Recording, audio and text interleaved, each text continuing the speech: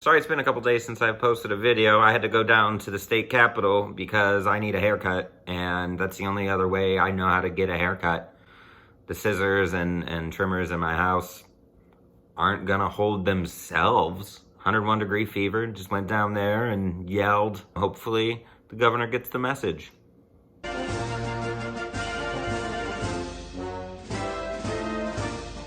I had a sign that said David needs a haircut. Because I could have said I need a haircut, but he doesn't know who I am. But if I say David needs a haircut, he can put a name to a face. I was thinking about getting bangs. Are you gonna stop me from getting bangs? I'm trying to make a statement here, because when this quarantine is lifted and I don't have bangs, no one's gonna have anything to talk about. I'm not gonna have anything to talk about myself. Are you gonna take that away from me? I'm an American, I pay taxes. I deserve bangs. I'll get a haircut at a bowling alley in Georgia. Go bowling, and people at the bowling alley will be like, who's that looker on lane number 8 with bangs? It's me, David. American hero.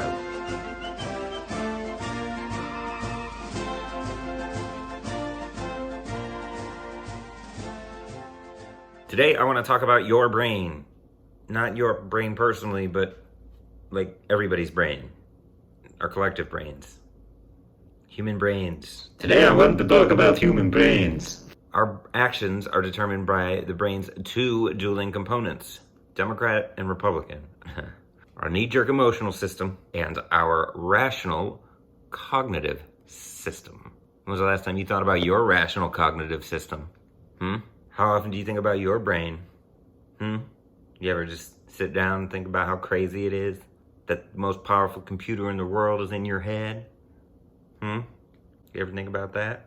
The cognitive system, or your thinking brain, resides mostly in your prefrontal cortex. Boom. There's a diagram. We use that part of our brain to think logically, to draw conclusions from a lot of information, and to plan for the future. Cool. We're not going to talk about that part of the brain so much. We're going to talk about the knee-jerk emotional system that is located in the limbic region of the brain. It is the oldest part of the brain, evolutionarily speaking. This knee-jerk emotional system was necessary back in the day when we were back on the savannah. We're not on the savannah anymore. So when the bushes are rustling, it probably is a squirrel. And our brains elicit the same reaction when we are scared of what we think might be a predator when, say, a woman named Susan from Iowa who makes dolls attacks your political beliefs on Facebook. The amygdala is the part of your brain that floods your body and your brain with emotions. So when you're in a Facebook shouting match with Susan, that's what you're feeling. Your brain thinks you're gonna die. You're not.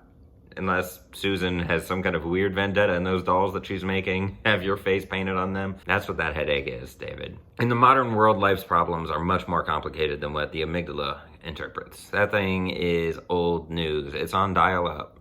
We are hitting 5G right now. That's why coronavirus is a thing, because of 5G.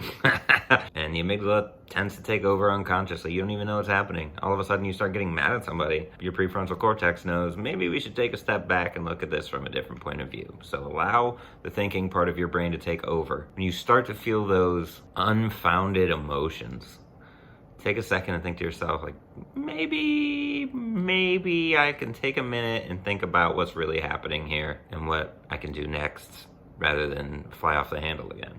Life's too short to fly off the handle, man.